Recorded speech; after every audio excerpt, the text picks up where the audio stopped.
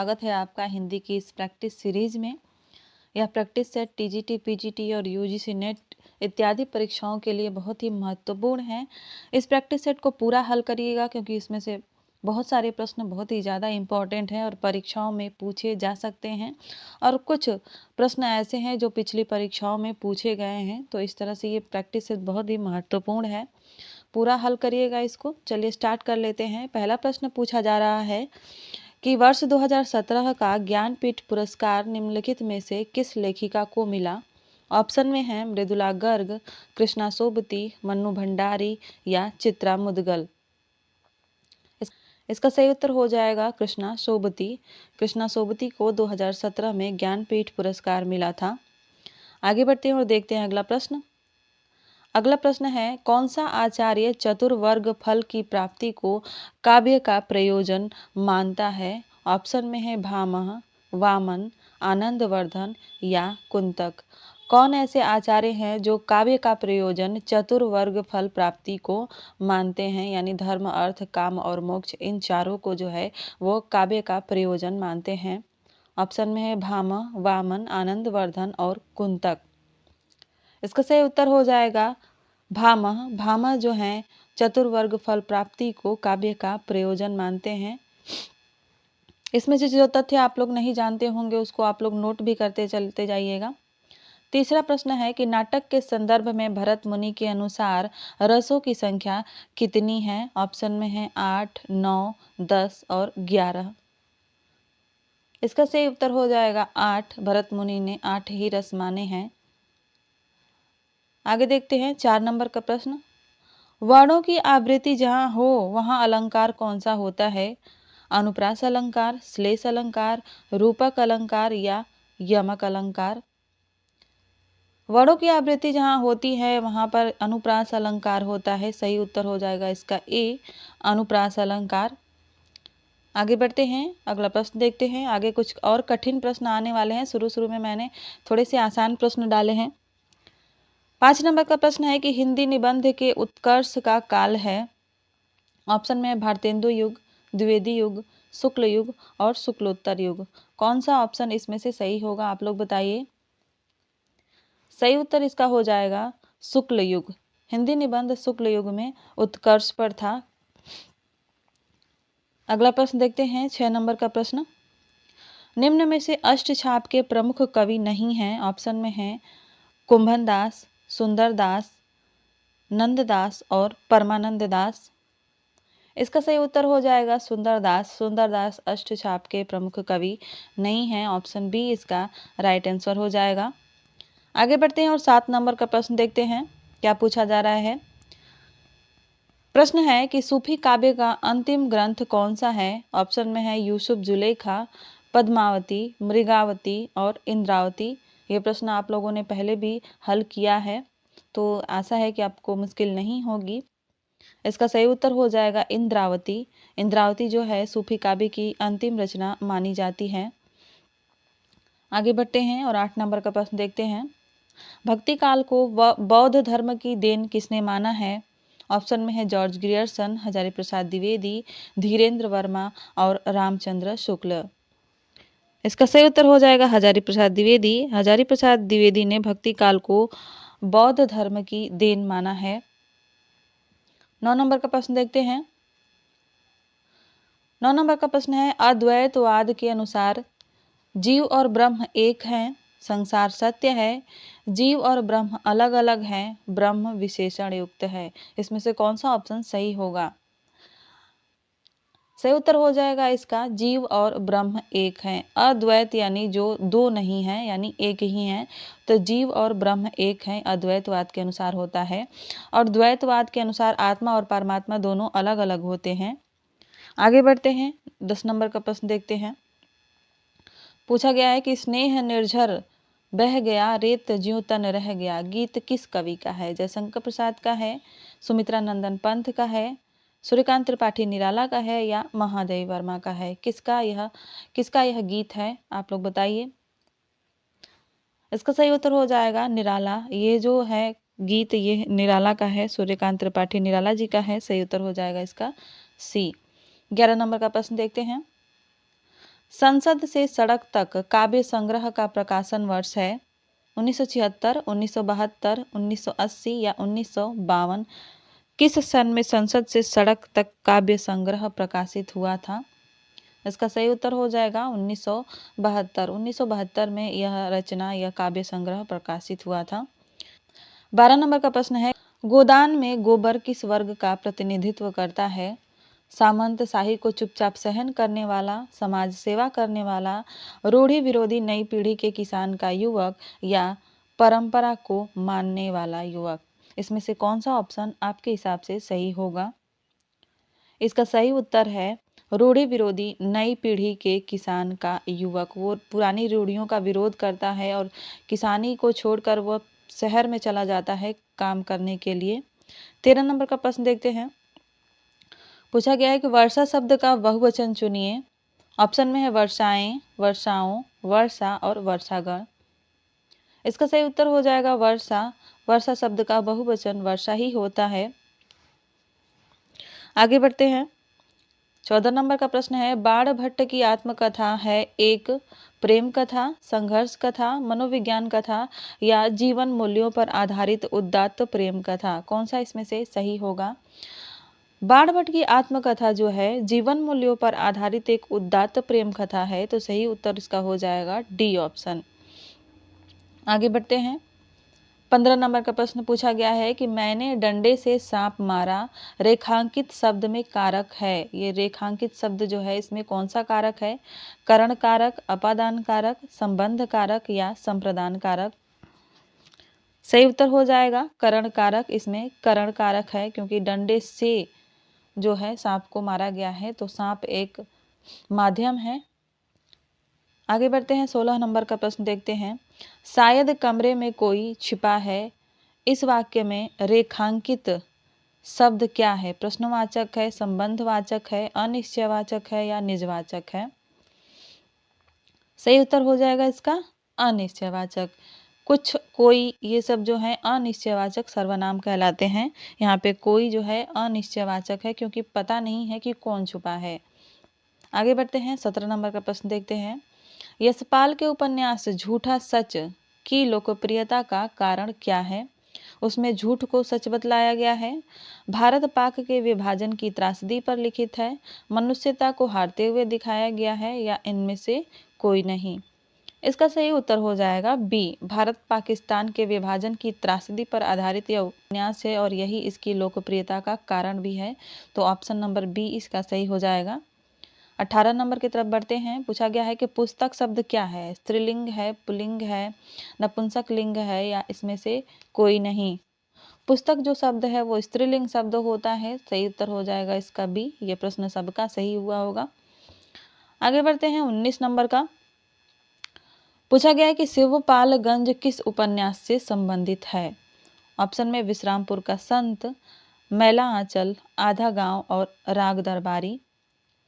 शिवपालगंज जो है राग दरबारी उपन्यास में वर्णित है, तो सही उत्तर हो जाएगा इसका डी, राग दरबारी। अगला प्रश्न देखते हैं। 20 नंबर का प्रश्न क्या पूछा गया है? स्वप्न वासव दत्तम में कितने अंक हैं? ऑप्शन में है 6, 7, 13 और 21। इसका सही उत्तर हो जाएगा 6। स्वप्न वासव दत्तम में जो है 6 अंक हैं। संस्कृत के रचनाकारों की क्लास हो चुकी है, एक और क्लास होगी। आप बाकी की क्लासेस को देखिए क्योंकि उसमें से भी प्रश्न आते हैं। आगे बढ़ते हैं और 21 नंबर का प्रश्न देखते हैं। निम्न में से भाववाचक संज्ञा पहचानना है। ऑप्शन में है अच्छा, प्रेम, बुरा और काला। इसमें से कौन जो है वो भाववाचक संज्ञा है? सही उत्तर हो जाएगा प्रेम। प्रेम जो है वो भाववाचक संज्ञा है। बाकी विशेषण है। अच्छा विशेषण होता है, बुरा विशेषण होता है, काला भी विशेषण होता है। 22 नंबर का प्रश्न देखते हैं। पूछा गया है कि अष्टावक्र उपनाम से विभूषित साहित्यकार इसमें से कौन है? पांडेय बेचन शर्मा उग्र, श्री नारायण चतुर्वेदी, शांति प्रिय द्विवेदी या रामचंद्र शुक्ल?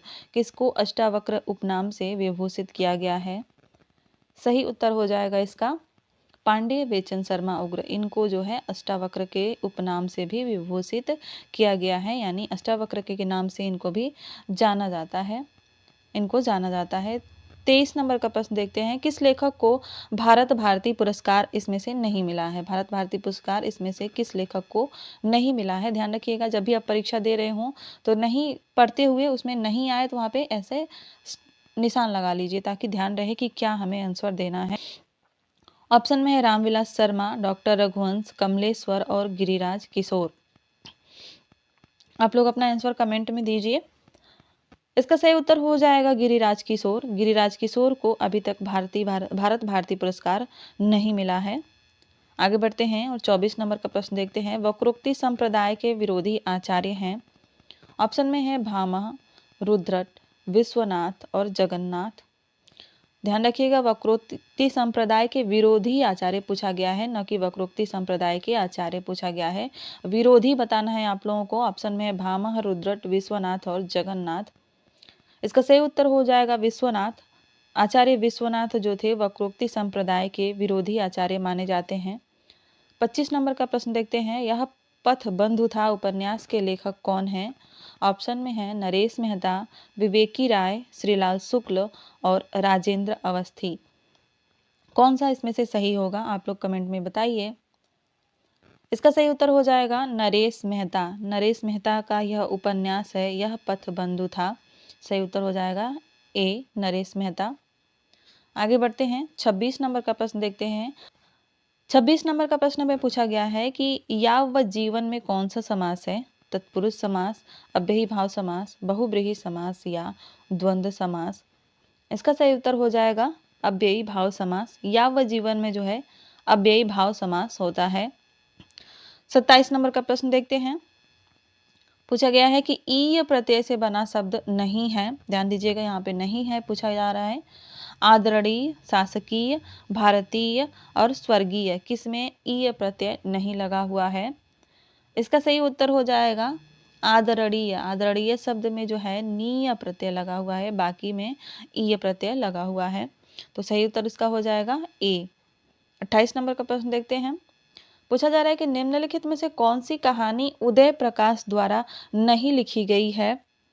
ऑप्शन में है तिरीच, पाल गोमरा का स्कूटर, पीली छतरी वाली लड़की या पत्थर गली। इसका सही उत्तर हो जाएगा पत्थर गली। पत्थर गली जो है उदय प्रकाश द्वारा रचित कहानी नहीं है।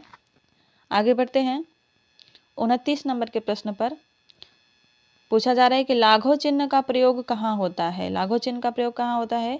बड़े अंश का संक्षिप्त रूप लिखने के लिए, उद्धरण के लिए, त्रुटि सुधार के लिए या अभिवादन के लिए। किस में होता है उद्धरण चिन्ह का प्रयोग? उद्धरण चिन्ह का प्रयोग बड़े अंश को संक्षिप्त रूप में लिखने के लिए किया जाता है। आगे बढ़ते हैं और 30 नंबर का प्रश्न देखते हैं। पूछा जा रहा है कि हिंदी साहित्य नामक ग्रंथ के संपादक हैं। हिंदी साहित्य नामक ग्रंथ के संपादक हैं डॉक्टर रामकुमार वर्मा, धीरेन्द्र वर्मा, नलिन विलोचन शर्मा या वृंदावन लाल वर्मा। कौन है हिंदी साहित्य नामक ग्रंथ के संपादक?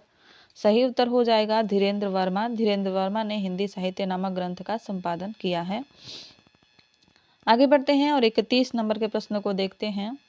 31 नंबर में पूछा गया है कि शंबुक किसका काव्य ग्रंथ है? भारत भूषण अग्रवाल का, जगदीश चतुर्वेदी का, जगदीश गुप्त का या राम नरेश त्रिपाठी का? किसका है?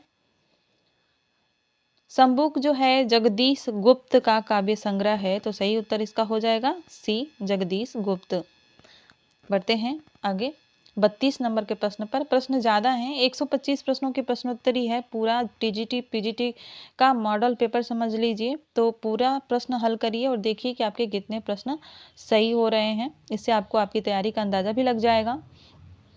32 नंबर का प्रश्न है, बेरंग 1957 किसका काव्य संग्रह है? ऑप्शन में है रामदरस मिश्र, प्रभाकर माचवे, धर्मवीर भारती या डॉक्टर धर्मवीर। सही उत्तर हो जाएगा प्रभाकर माचवे। यह रचना जो है यह काव्य संग्रह प्रभाकर माचवे का है, बेरंग, जिसका समय 1957 है। आगे बढ़ते हैं 33 नंबर के प्रश्न पर।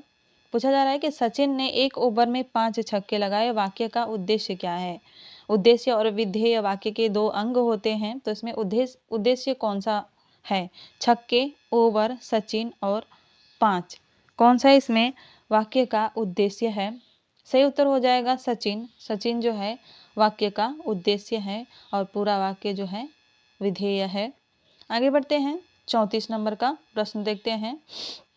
प्रश्न पूछा जा रहा है कि मेरे मन में मीत मनोहर तुम हो मेरे प्रिय सहचर, पंक्ति में कौन सा अलंकार है? ऑप्शन में है विप्सा, रूपक, अनुप्रास और श्लेष। कौन सा अलंकार है? विप्सा अलंकार, रूपक अलंकार, अनुप्रास अलंकार या श्लेष अलंकार? इन पंक्तियों में जो है अनुप्रास अलंकार है। सही उत्तर हो जाएगा इसका सी, अनुप्रास अलंकार। और रस की बात करेंगे तो यहाँ पे श्रृंगार रस हो जाएगा। ठीक है, यहाँ पे म वर्ण की आवृत्ति हुई है, इसलिए यहाँ पे कौन सा अलंकार हो रहा है? अनुप्रास अलंकार।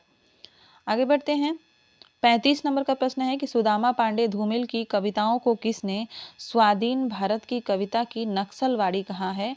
ये बहुत ही इंपॉर्टेंट क्वेश्चन है, इसको आप लोग स्टार लगा लीजिए, नोट कर लीजिएगा कि सुदामा पांडे धूमिल की कविताओं को किसने स्वाधीन भारत की कविता की नक्सलवाड़ी कहा है? ऑप्शन में है रामकृपाल सिंह, रामकृपाल पांडे, सूरत मिश्र या नामवर सिंह। इसका सही उत्तर हो जाएगा रामकृपाल पांडे। इन्होंने जो है सुदामा पांडे धूमिल की कविताओं को स्वाधीन भारत की नक्सलवाड़ी कहा था। 36 नंबर का प्रश्न देखते हैं, एक सूनी नाव काव्य संग्रह किसका है? भारत भूषण अग्रवाल का, नरेश मेहता का, सर्वेश्वर दयाल सक्सेना का या प्रभाकर माचवे का? एक सूनी नाव किसका है?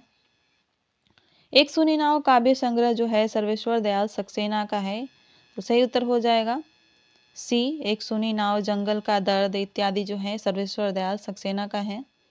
आगे बढ़ते हैं, 37 नंबर का प्रश्न है, राही कहानी किस कहानी संग्रह में संग्रहित है? ऑप्शन में है बिखरे मोती, उन्मादिनी, सीधे साधे चित्र या इनमें से कोई नहीं। राही कहानी किस कहानी संग्रह में संग्रहित है? तो राही कहानी सीधे साधे चित्र कहानी संग्रह में संग्रहित है, तो सही उत्तर हो जाएगा इसका सी, सीधे साधे चित्र। आगे बढ़ते हैं और 38 नंबर का प्रश्न देखते हैं, तीसरा सप्तक में शामिल कवि नहीं है। ऑप्शन में है प्रयाग नारायण त्रिपाठी, नचिकेता, मदन वात्स्यायन या केदारनाथ सिंह। तीसरा सप्तक में जो शामिल कवि नहीं है वो है नचिकेता। नचिकेता तीसरे सप्तक के कवि नहीं हैं, सही उत्तर हो जाएगा इसका बी। आगे बढ़ते हैं और 39 नंबर का प्रश्न देखते हैं, नई कविता का दौर शुरू होता है, कब से होता है? 1951 से, 1952 से, 1953 से या 1954 से? नई कविता जो है कब से शुरू होती है, आप लोग कमेंट में बताइए। नई कविता 1954 से शुरू होती है, सही उत्तर हो जाएगा इसका डी, 1954। आगे बढ़ते हैं और 40 नंबर का प्रश्न देखते हैं। इसमें पूछा जा रहा है कि कबीर के संदर्भ में कौन सा कथन असत्य है? असत्य पूछा जा रहा है, सत्य नहीं पूछा जा रहा है। कबीर के काव्य में रहस्यवाद मिलता है, सही है। कबीर के काव्य में दाम्पत्य के द्योतक प्रतीकों का सुंदर प्रयोग हुआ है, भी सही है। काव्य रचना कबीर का प्रथम लक्ष्य था, ये गलत है। और कबीर ने समाज में व्याप्त पाखंड का पुरजोर विरोध किया है, ये भी सही है। हमें जो है असत्य कथन ही ढूंढना था तो वो मिल गया, ऑप्शन नंबर सी जो है असत्य है। कबीर ने कभी भी काव्य रचना इनका प्रथम उद्देश्य नहीं था, समाज सुधार इनका प्रथम उद्देश्य था। 41 नंबर का प्रश्न देखते हैं, रौजतुल हकायक के रचयिता कौन है? ऑप्शन में है शेख नबी, कासिम शाह, नूर मोहम्मद और उस्मान। रौजतुल हकायक जो है किसकी रचना है, आप लोग कमेंट में बताइए। रौजतुल हकायक जो है नूर मोहम्मद की रचना है, सही उत्तर हो जाएगा इसका डी, नूर मोहम्मद। 42 नंबर का प्रश्न देखते हैं, पंक्तियां हैं और इसमें अलंकार बताना है।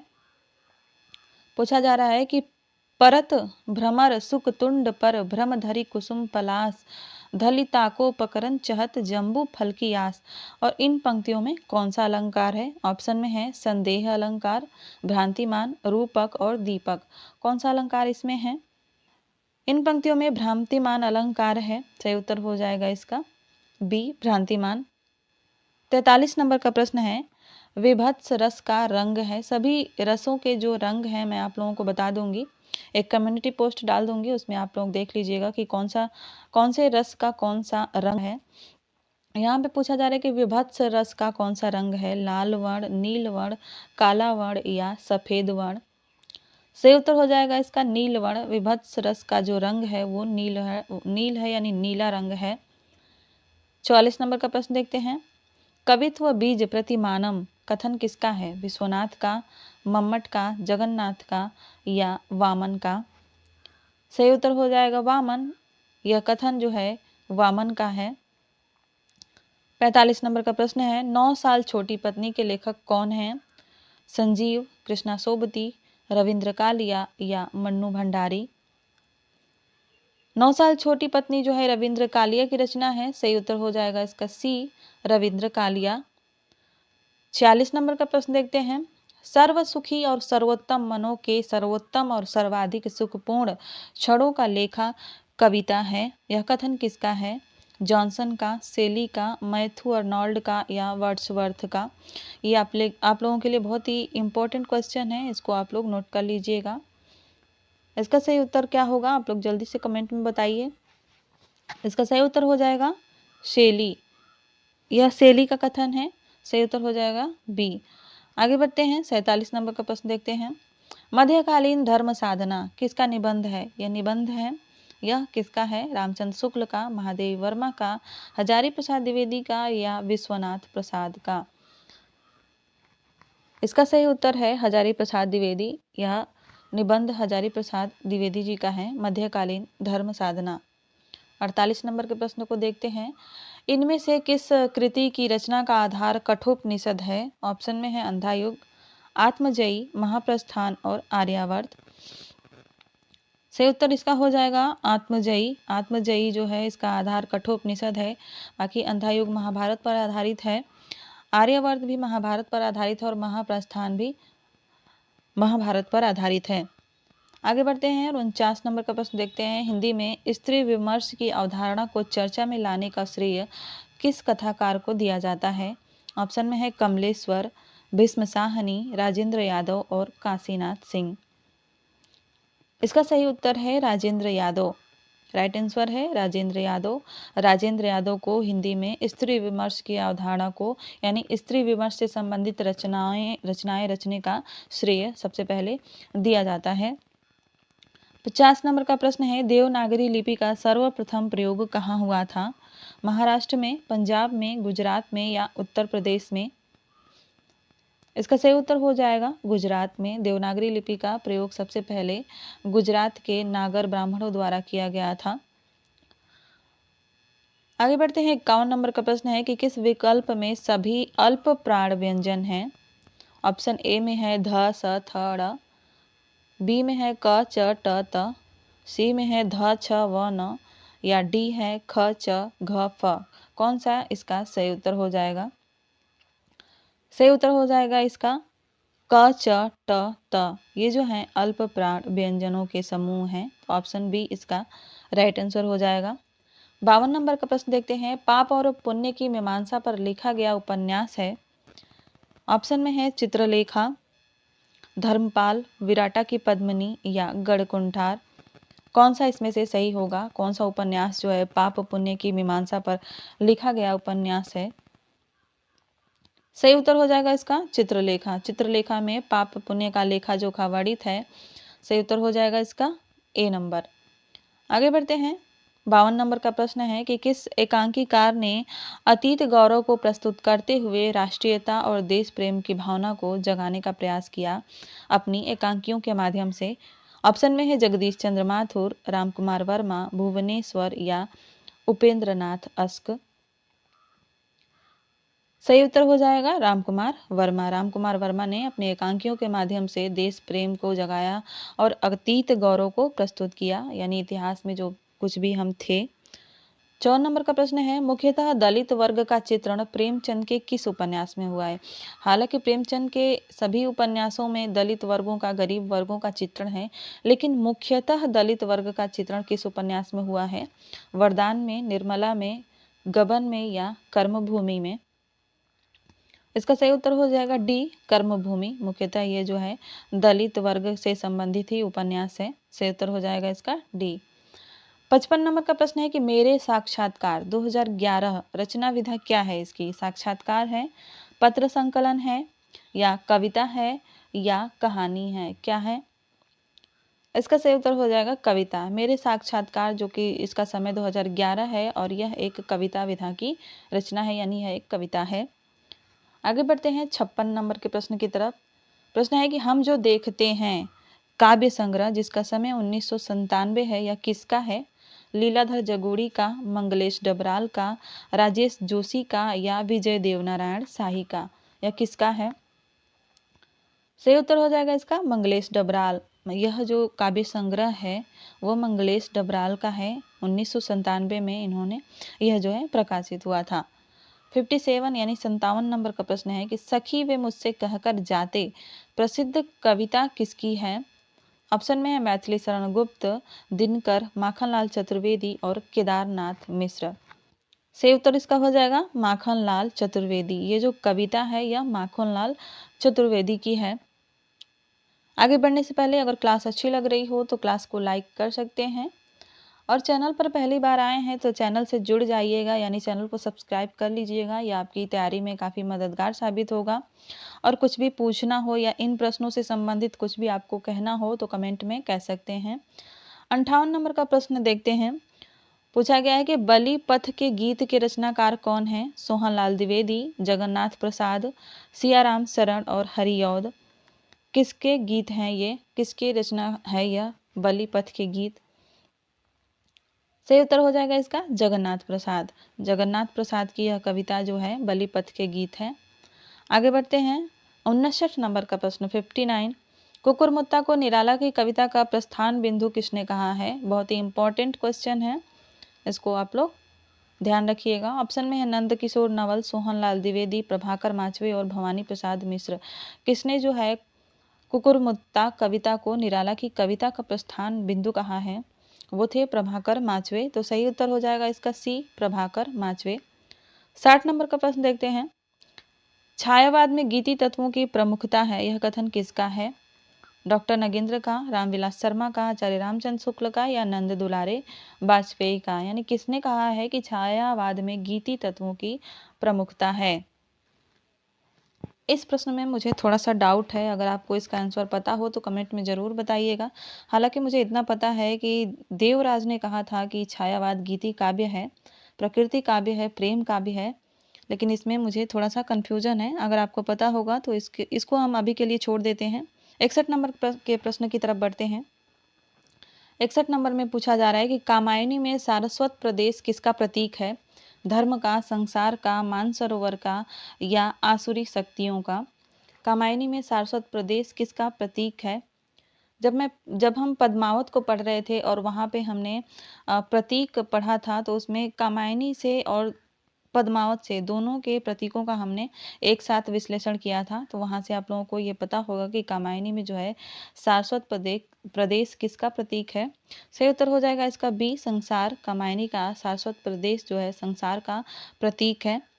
62 नंबर का प्रश्न है। उर में माखन चोर गड़े अब कैसे निकसत सुन ऊधो में शब्द शक्ति कौन सी लगी हुई है? अभिधा है, लक्षणा है, व्यंजना है, या तात्पर्य है? कौन सी शब्द शक्ति का इस्तेमाल हुआ है यहाँ पर? ऑप्शन में अभिधा, लक्षणा, व्यंजना, तात्पर्य, कौन सी शब्द शक्ति होगी यहाँ पर? जल्दी से आप लोग कमेंट में बताइए। सही उत्तर हो जाएगा व्यंजना। यहाँ पर जो है व्यंजना शब्द शक्ति का प्रयोग हुआ है। ऑप्शन सी इसका सही होगा। 63 नंबर के प्रश्न को देखते हैं। औचित्य का सर्वप्रथम काव्य शास्त्र में प्रयोग करने वाले आचार्य कौन हैं?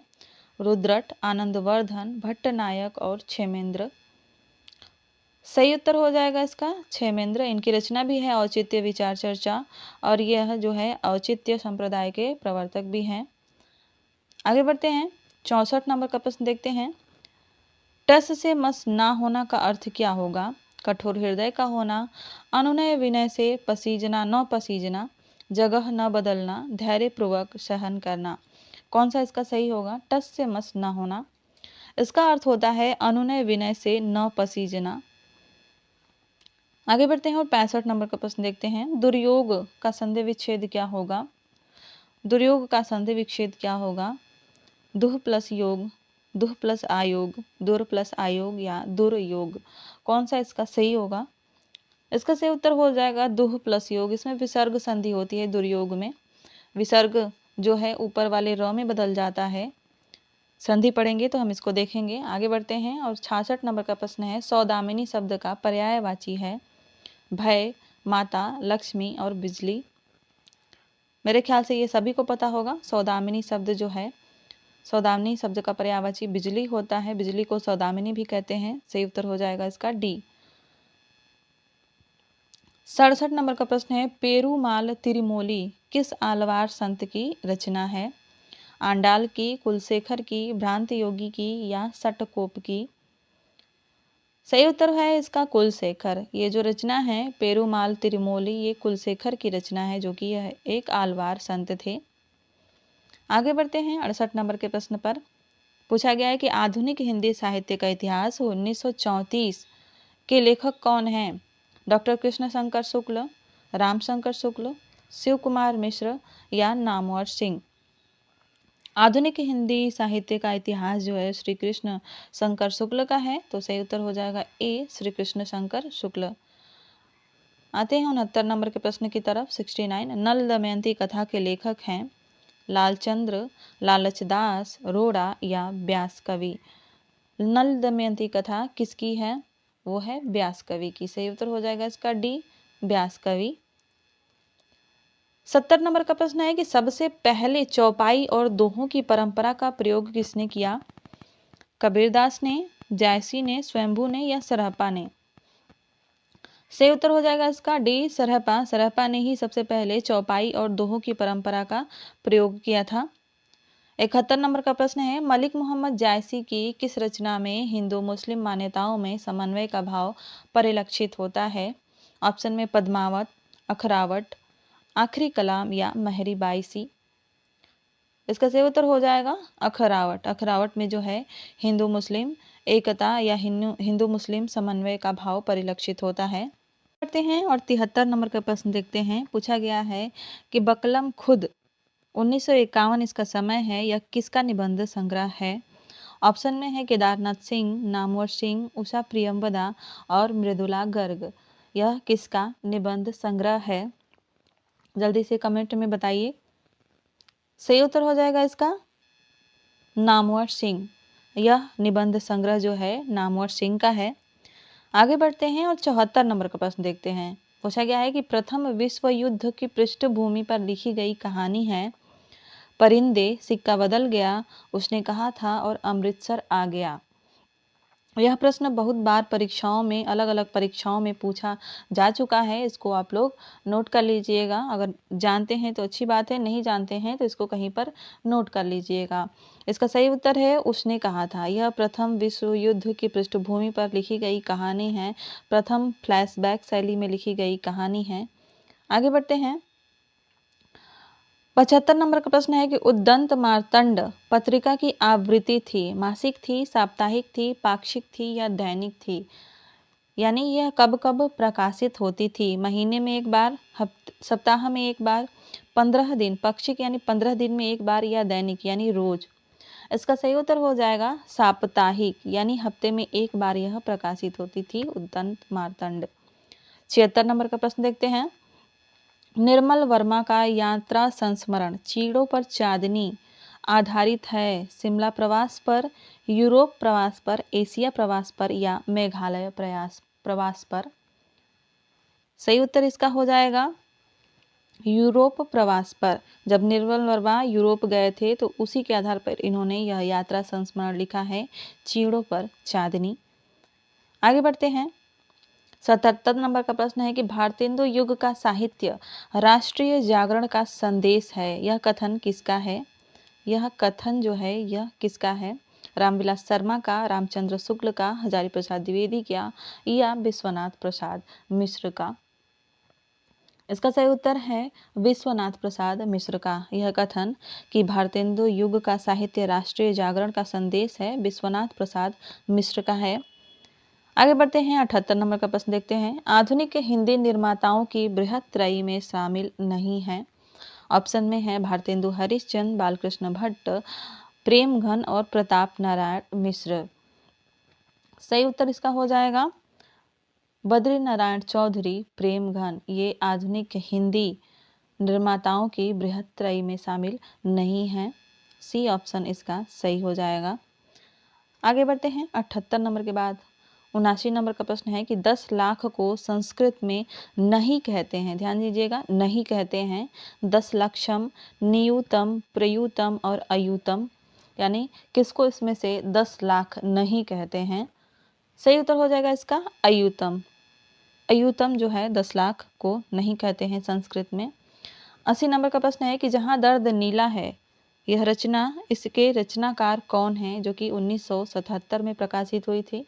गोपाल दास नीरज, शंभुनाथ सिंह, मंगलेश डबराल या रामावतार त्यागी।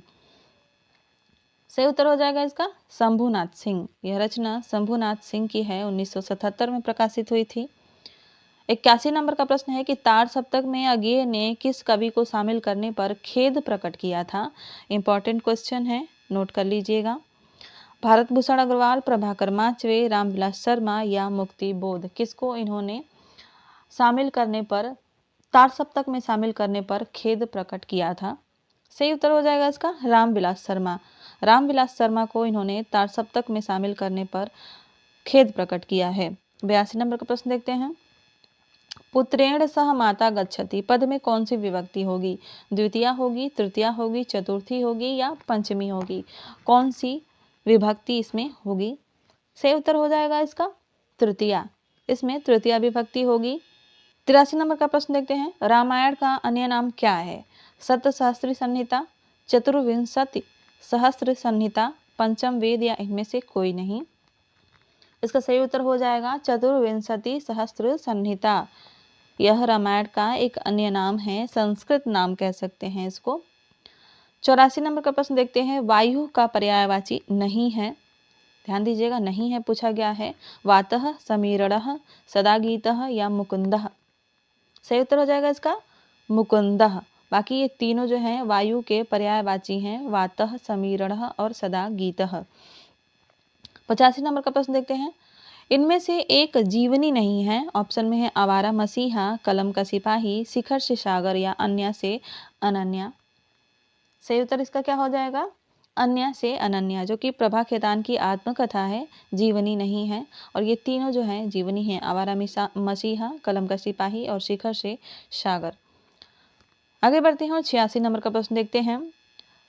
कहाँ तक कहें युगों की बात, जो कि 2011 में प्रकाशित हुआ था, आत्मकथा है, ये किसकी है? स्वयं प्रकाश की, मिथिलेश्वर की, हृदय की या राम कमल राय की? यह आत्मकथा मिथिलेश्वर की है। सही उत्तर हो जाएगा इसका बी, मिथिलेश्वर है। इम्पोर्टेंट है, इसको नोट कर लीजिएगा। आगे बढ़ते हैं।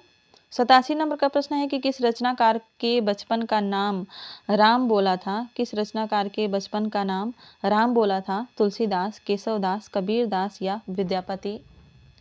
सही उत्तर इसका हो जाएगा तुलसीदास। तुलसीदास के बचपन का राम राम बोला था, क्योंकि उन्होंने पैदा होते ही राम नाम का उच्चारण किया था, राम शब्द का उच्चारण किया था। ऐसा कहा जाता है कि जन्म के समय ही इनके मुंह में 32 दांत थे। 88 नंबर का प्रश्न देखते हैं। नंद ब्रज लीजो ठोक बजाए पंक्ति है किसकी? सूरदास की, नंददास की, कृष्णदास की या परमानंद दास की? यह पंक्तियां कृष्णदास की है। सही उत्तर हो जाएगा इसका सी, कृष्णदास। आगे बढ़ते हैं। 89 नंबर का प्रश्न है। महावाणी किस संप्रदाय की रचना है? महावाणी जो यह रचना है, यह किस संप्रदाय की रचना है? अष्टछाप की, गौड़ीय संप्रदाय की, राधा वल्लभ संप्रदाय की या निम्बार्क संप्रदाय की? सही उत्तर क्या हो जाएगा इसका? निम्बार्क संप्रदाय। महावाणी निम्बार्क संप्रदाय की रचना है। 90 नंबर का प्रश्न देखते हैं। प्र उपसर्ग से बनने वाले शब्द समूह हैं प्रत्येक, प्रभाव, प्रदेश, प्रसाद, प्रत्येक, प्रपत्र, प्रभाव, प्रदेश, प्रपत्र या प्रत्येक, प्रदेश, प्रपत्र। इसमें से कौन जो है, कौन सा युग्म जो है प्र उपसर्ग से बनने वाला है? इसका सही उत्तर हो जाएगा सी। इसमें सभी जो हैं प्र उपसर्ग से बने हैं, प्रभाव, प्रदेश और प्रपत्र। यहाँ पर बात करें तो प्रत्येक में प्रति प्लस एक है, यहाँ भी प्रत्येक है, इसमें भी प्रति उपसर्ग है। यहाँ भी प्रतीक है, इसमें भी प्रति उपसर्ग है, प्रति प्लस एक प्रत्येक। तो इस तरह से यहाँ पे सी ऑप्शन इसका सही हो जाएगा। 91 नंबर का प्रश्न है, आओ चला जाए में वाच्य कौन सा है? कर्तृवाच्य, भाववाच्य, कर्मवाच्य, इनमें से कोई नहीं। आओ चला जाए में भाववाच्य है, सही उत्तर हो जाएगा इसका बी नंबर, भाववाच्य। 92 नंबर का प्रश्न देखते हैं, किसमें अपादान कारक है? राम घर से निकला, वह कलम से पत्र लिखता है। रमेश कार से विद्यालय गया, वह साड़ी रेशम से बनी है। किसमें जो है अपादान कारक है? सही उत्तर हो जाएगा इसका ए नंबर, राम घर से निकला, यानी वह घर से दूर जा रहा है, अलग हो रहा है, तो यहाँ पर अपादान कारक हो जाएगा। 93 नंबर का प्रश्न है कि 10 कुमार चरितम में उच्छ्वास की संख्या है। संस्कृत की क्लासेज आप लोगों ने देखी होगी, तो इसका उत्तर आप लोग दे पाएंगे। ऑप्शन में है 10, 12, 8 और 6। सही उत्तर हो जाएगा इसका 8। 10 कुमार चरितम में 8 उच्छ्वास हैं। 94 नंबर का प्रश्न है, अलंकार संप्रदाय की उत्पत्ति संस्कृत काव्य शास्त्र के अनुसार किस काल में हुई थी? प्रारंभिक काल में, रचनात्मक काल में, निर्णयात्मक काल में या व्याख्यात्मक काल में? सही उत्तर इसका हो जाएगा रचनात्मक काल में। अलंकार संप्रदाय की उत्पत्ति संस्कृत काव्य शास्त्र के अनुसार रचनात्मक काल में हुई थी। इंपॉर्टेंट क्वेश्चन है, इसको आप लोग नोट कर लीजिएगा, पूछा जा सकता है। 95 नंबर का प्रश्न है कि कबीर की भाषा अधिकांशतः बनारस की बोली है, यह कथन किसका है? ऑप्शन में है बाबूराम सक्सेना, उदय नारायण तिवारी, राम कुमार वर्मा और सरनाम सिंह। सही उत्तर इसका है उदय नारायण तिवारी। यह कथन उदय नारायण तिवारी का है, बी ऑप्शन इसका सही हो जाएगा। 96 नंबर का प्रश्न है कि भिखारी दास आचार्य से अधिक कवि हैं, यह कथन किसका है? हजारी प्रसाद द्विवेदी का, आचार्य रामचंद्र शुक्ल का, रामविलास शर्मा का और नामवर सिंह का? सही उत्तर हो जाएगा इसका आचार्य रामचंद्र शुक्ल का। ये कहते हैं कि भिखारी दास आचार्य से अधिक कवि हैं। 97 नंबर का प्रश्न देखते हैं, 97। देव ने किस रचना को भोगीलाल के आश्रय में रहकर लिखा है? रीतिकाल की क्लासेज आप लोगों ने देखी होंगी, तो इस क्वेश्चन का आंसर आपको जरूर आ रहा होगा। सभी क्लासेज बहुत ही डीपली हैं, उसको पढ़ के आप किसी भी एग्जाम की तैयारी कर रहे हो तो उसमें से 100% आप सवाल सही कर सकते हैं। उन क्लासेस को ध्यान से देखिए, उसके नोट्स बनाइए, खुद के नोट्स बनाइए और उनको याद करिए। देव ने किस रचना को भोगीलाल के आश्रय में रहकर लिखा था? प्रेमचंद्रिका को, रसविलास को, भवानी विलास को या अष्टछाप को? इसका सही उत्तर हो जाएगा भवानी विलास। यह जो है भोगीलाल के आश्रय में रहकर इन्होंने लिखी थी। 98 नंबर का प्रश्न है कि किस प्रेमाख्यानक में उपनायक और उपनायिका की कथा का वर्णन है? ऑप्शन में हंसावली, मृगावती, मधुमालती और चित्रावली। इसका सही उत्तर हो जाएगा मधुमालती। इसमें हमने देखा था कि इसमें उपनायक और उपनायिका की कथा भी चलती है, यानी एक पठ कथा साथ में चलती है मुख्य कथा के साथ में। तो ये थी मधुमालती। 99 नंबर का प्रश्न है कि रुच्यार्था नाम प्रियमाणः में विभक्ति कौन सी है? ऑप्शन में द्वितीया, तृतीया, चतुर्थी या पंचमी। कौन सी विभक्ति इसमें होती है? ऑप्शन में कमेंट में जरूर बताइए। इसमें कौन सी विभक्ति होती है? कमेंट में जरूर बताइएगा। इसका सही उत्तर हो जाएगा चतुर्थी विभक्ति। ऑप्शन इसका सी सही है। 100 नंबर का प्रश्न है, यानी 100 नंबर का प्रश्न है, निबंधों में आत्माभिव्यक्ति को सर्वाधिक महत्व दिया है, किसने दिया है? लॉर्ड बेकन ने, मानतेन ने, जॉनसन ने या इन सभी ने? सही उत्तर हो जाएगा इसका मानतेन ने। मानतेन ने निबंधों में आत्माभिव्यक्ति को सर्वाधिक महत्व दिया है। 101 नंबर का प्रश्न है, आचार्य शुक्ल ने अवधि की प्रथम रचना किसे माना है? मृगावती को, सत्यवती कथा को, हंसावली को या चंदायन को? आचार्य शुक्ल ने अवधि की प्रथम रचना जो है सत्यवती कथा को माना था, तो ऑप्शन नंबर बी इसका सही हो जाएगा, सत्यवती कथा। 102 नंबर का प्रश्न है, पद्माभरण 1810 ईस्वी को पद्माकर ने किसके आश्रय में रहकर लिखा था? महाराज परीक्षित के, रघुवीर राय के, भीम सिंह के या जगत सिंह के? सही उत्तर इसका है जगत सिंह। जगत सिंह के आश्रय में रहकर पद्माकर ने पद्माभरण लिखा था 1810 ईस्वी में। 103 प्रश्न है, भक्ति के 10 अंगों पर बल किसने दिया है? नाभादास ने, तुलसीदास ने, सूरदास ने या रामानंद ने? इसका सही उत्तर हो जाएगा रामानंद ने। रामानंद ने भक्ति के 10 अंगों पर बल दिया था। 104 नंबर का प्रश्न देखते हैं। जो बात अन्य विभक्तियों से न कहने की इच्छा हो उसमें किस विभक्ति का प्रयोग होता है? ऑप्शन में है द्वितीया, तृतीया, षष्ठी और पंचमी। सही उत्तर इसका क्या होगा, जल्दी बताइए। इसका सही उत्तर हो जाएगा षष्ठी विभक्ति। इसमें षष्ठी विभक्ति का प्रयोग होता है। बहुत ही इंपॉर्टेंट क्वेश्चन है। 105 नंबर का प्रश्न है। लहू में तैर तैर के नहीं रही जवानियां, इसमें कौन सा काव्य दोष है? ग्रामत्व, क्लिष्टत्व, अश्लीलत्व या अप्रतीतित्व दोष है? 106 नंबर का प्रश्न है। हमें असंगत का चयन करना है। ऑप्शन में है इंद्रवज्रा 11 वर्ण, बसंत तिलका 10 वर्ण, मंदाक्रांता 17 वर्ण और उपेंद्र वज्रा 11 वर्ण। इसका सही उत्तर हो जाएगा बसंत तिलका। बसंत तिलका में जो है 14 वर्ण होते हैं। इसमें इसके प्रत्येक चरण में जो है ना तगड़, भगड़, जगड़ और जगड़ तथा 2 गुरु वर्णों के योग से जो है 14 वर्ण इसमें हो जाते हैं। तो यही जो है असंगत है। तो इसका राइट आंसर हो जाएगा बी। आगे बढ़ते हैं और अगला प्रश्न देखते हैं। 107 नंबर का। विष कन्या उपन्यास की लेखिका कौन है? विष कन्या नामक जो उपन्यास है इसकी लेखिका कौन है? ऑप्शन में है ममता कालिया, मन्नू भंडारी, कृष्णा सोबती और शिवानी। विष कन्या उपन्यास शिवानी का है। सही उत्तर हो जाएगा इसका डी, शिवानी। यह उपन्यास जो है शिवानी का है। 108 नंबर का प्रश्न देखते हैं। 108 नंबर में क्या पूछा गया है कि छायावादी काव्य की प्रमुख विशेषता है? ऑप्शन में है यथातथ्य निरूपण, संवाद कौशल, पलायनवादी प्रवृत्ति या प्रकृति का मानवीकरण। ध्यान रखिएगा प्रमुख विशेषता पूछा है। इसका सही उत्तर हो जाएगा डी, प्रकृति का मानवीकरण। आगे बढ़ते हैं। 109 नंबर का प्रश्न देखते हैं। महादेवी वर्मा को किस रचना पर ज्ञानपीठ पुरस्कार प्राप्त हुआ था? ऑप्शन है यामा, गीतवर्ष, आत्मिका और निहार। सही उत्तर हो जाएगा इसका यामा। यामा पर इनको ज्ञानपीठ पुरस्कार मिला था। आगे देखते हैं।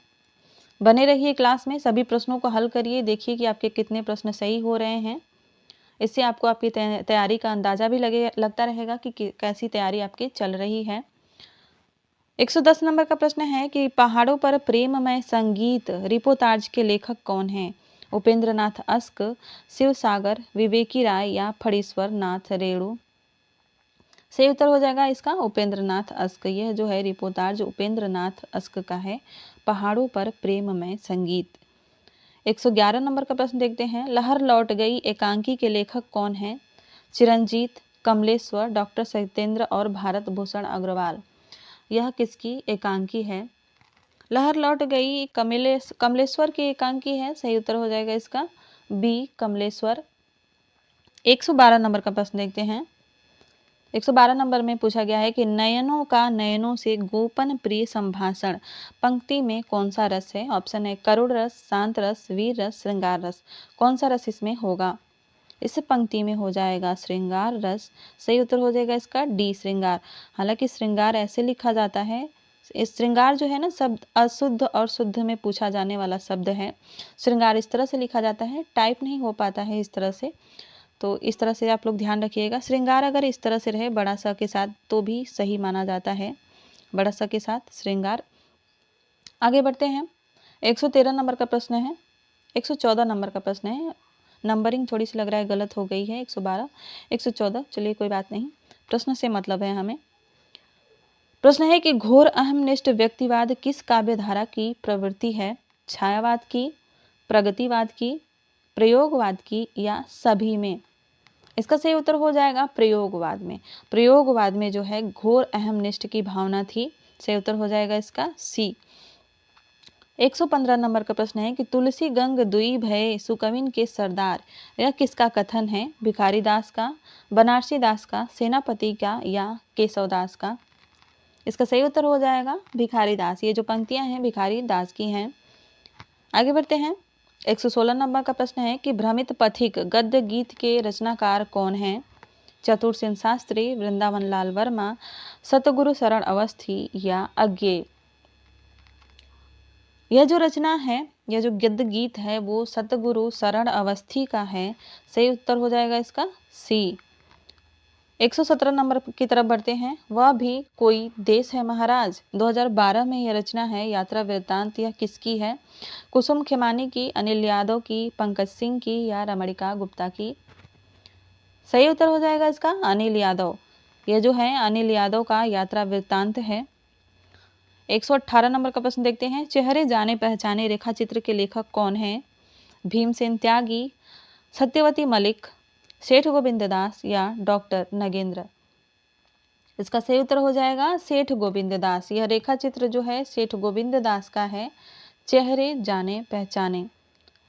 आगे बढ़ते हैं। 118 नंबर के बाद 119 नंबर का प्रश्न है। हमें शुद्ध वर्तनी का चयन करना है। ऑप्शन में है हथिनी, हथनी, हाथिन या हाथिनी। कौन सा इसमें से सही होता है? इसका सही उत्तर हो जाएगा हथिनी। हाथी का स्त्रीलिंग होता है हथिनी। थ में छोटी की मात्रा, न में बड़ी की मात्रा, हथिनी। 120 नंबर का प्रश्न है। अनुपम शब्द का पर्यायवाची नहीं है। अतुल, अनिल, अपूर्व और अनोखा। कौन सा इसका सही उत्तर हो जाएगा? सही उत्तर हो जाएगा इसका अनिल। अनिल जो है अनुपम शब्द का पर्यायवाची नहीं है। बाकी ए, सी और डी अनुपम शब्द के पर्यायवाची होंगे। 121 नंबर का प्रश्न देखते हैं। शुद्ध वाक्य का हमें चयन करना है। ऑप्शन में है घर में केवल एकमात्र टीवी है, गलत है। वे जरूर आएंगे, कल रात से पक्षी पेड़ में है, दिया गया है। रावण की औरत मंदोदरी थी, ये भी गलत है, ये भी गलत है। सही उत्तर हो जाएगा इसका बी। यही जो है शुद्ध वाक्य है, वे जरूर आएंगे। 122 नंबर का प्रश्न देखते हैं। सिर पर क्यों खड़े हो, सिर पर क्यों खड़े हो, इस वाक्य में कौन सी शब्द शक्ति है? लक्षणा, अभिधा, व्यंजना या कोई नहीं? सही उत्तर हो जाएगा इसका लक्षणा। इसमें लक्षणा शब्द शक्ति होगी। शब्द शक्ति की भी क्लास में आप लोगों के लिए लेने वाली हूँ, चैनल के साथ जुड़े रहिएगा। 123 नंबर का प्रश्न है। अघोष व्यंजन कौन सा है इसमें से? य, थ, व, ह, ड, ड़ और श, श। सही उत्तर हो जाएगा इसका श, श। डी नंबर इसका सही हो जाएगा, ये अघोष व्यंजन है। 124 नंबर पर आते हैं। ब्रज भाषा क्या है? पूर्वी हिंदी है, पश्चिमी हिंदी है, बिहारी हिंदी है या पहाड़ी हिंदी है? ब्रज भाषा पश्चिमी हिंदी है, तो सही उत्तर हो जाएगा इसका बी, पश्चिमी हिंदी। 125 नंबर का प्रश्न है और इस प्रैक्टिस सेट का अंतिम प्रश्न है। पृथ्वीराज रासो को प्रामाणिक मानने वाले विद्वान हैं। ऑप्शन में है मुरारी दान, हजारी प्रसाद द्विवेदी, सुनीति कुमार चटर्जी और अयोध्या सिंह उपाध्याय हरिऔध। यह प्रश्न मैं आप लोगों के लिए छोड़ रही हूँ। ये मैंने आदिकाल में आप लोगों के लिए पढ़ाया है कि पृथ्वीराज को किसने प्रामाणिक माना, किसने अर्ध प्रामाणिक माना और किसने अप्रामाणिक माना, और उन सभी विद्वानों के नाम मैं आप लोगों को बता चुकी हूँ। तो आप लोग जरूर इस प्रश्न का आंसर कमेंट में बताइएगा। मिलते हैं अगली क्लास में, तब तक के लिए इस प्रैक्टिस सेट को हल करिए, बताइए कि आपके कितने प्रश्न सही हुए और खूब पढ़ाई करिए। धन्यवाद।